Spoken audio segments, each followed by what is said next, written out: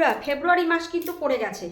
তো ফেব্রুয়ারি মাস যেহেতু পড়ে গেছে, আমি একটু কাজও করে দিচ্ছি। হ্যাঁ, ফেব্রুয়ারি মাস অন্য জানুয়ারি মাস বা ফেব্রুয়ারি মাস বাদ দিয়ে সব নাকি সব বাদ দিয়ে ফেব্রুয়ারি মাসের একটা স্পেশাল জিনিস আছে। তার মধ্যে বলতে হয় নাকি সব ডে, যেমন তোমার teddy day, chocolate day, hug day, rose day, তারপরে তোমার ভ্যালেন্টাইন ডে।